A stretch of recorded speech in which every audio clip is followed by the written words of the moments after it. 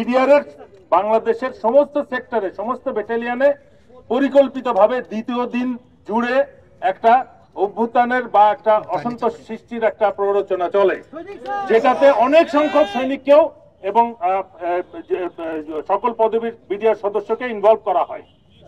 মূল যে পরিকল্পনা ছিল এই বাহিনীকে ধ্বংস করা, সেটার কার্যক্রম হিসেবে ব্যাপক সংখ্যক সদস্যকে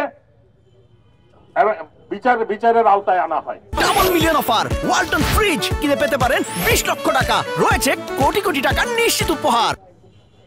এবং তারা সত্যিকারের এই ভুয়া বিচারেও নিরীহ প্রমাণিত হওয়া সত্ত্বেও আজ পর্যন্ত তারা জেলে রয়েছে। দুইটা বিচার একসাথে চলার কথা, ক্রিমিনাল বিচার এবং বিস্ফোরক মামলার একসাথে না চালিয়ে তারা একটা পর্যায়ে এটাকে আলাদা করে ফেলে, একটাকে থামিয়ে দেয়। প্রথম পর্যায়ের রায় হওয়া, শাস্তি হওয়ার ঘোষণার পরে দ্বিতীয়টা এখনো তারা শুরু করে নাই, যার ফলে প্রথমটা শাস্তি শেষ হওয়ার পরেও মামলাটা বিচারাধীন রয়ে গেছে। এটাও একটা ষড়যন্ত্রের অংশ। এই প্রক্রিয়ায় যারা ভিতরে সত্যিকার ঘটনা জানে, প্রথম পর্যায়ে যারা জিনিসটা লুকানোর চেষ্টা করেছে, যখন তাদের শাস্তি হয়েছে তারা অনেকেই সত্য কথা বলার জন্য প্রস্তুত ছিল।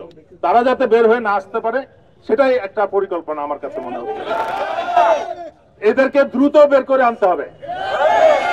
যাদের শাস্তি পুরা হয়েছে, যারা নিরীহ প্রমাণিত হয়েছে, তাদের অবশ্যই যে কোনো মূল্যে বের করে আনতে হবে এবং এই বিস্ফোরক নামের ভুয়া মামলাটা বাতিল করার জন্য ব্যবস্থা নিতে হবে।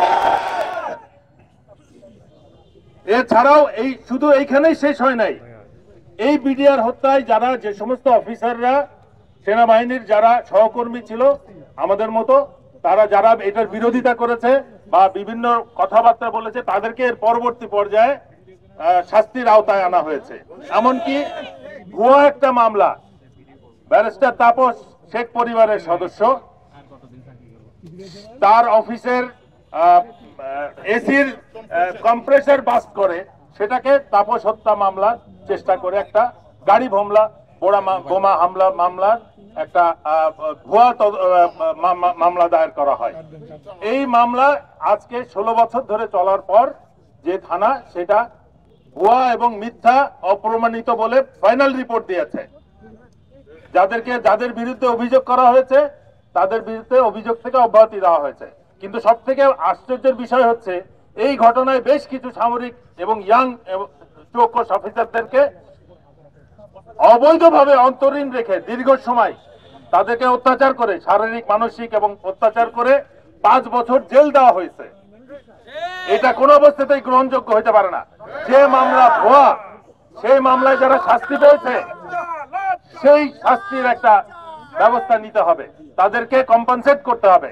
এছাড়াও যারা বিভিন্ন ক্যান্টনমেন্টে অফিসাররা যারা এটার বিরোধিতা করেছিল, এরপরে প্রায় 5-6 বছর ধরে তাদেরকে বিভিন্নভাবে চাকরি থেকে বিভিন্ন অছিলায় ষড়যন্ত্রমূলক ভাবে চাকরি থেকে বের করে দেওয়া হয়েছে। ইভেন বাইরে যারা বেসামরিক পর্যায়ে শিক্ষা গ্রহণ, বিদেশ যাওয়া এবং নিজের পয়সায় লেখাপড়া করা, চাকরি করা, এটাকেও তারা করতে বাধা দিয়েছে। এবং যেখানেই তারা চাকরি নিয়ে গিয়েছে সাথে সাথে ওই কোম্পানিকে বলা হয়েছে যে একে চাকরি করতে দেওয়া যাবে না।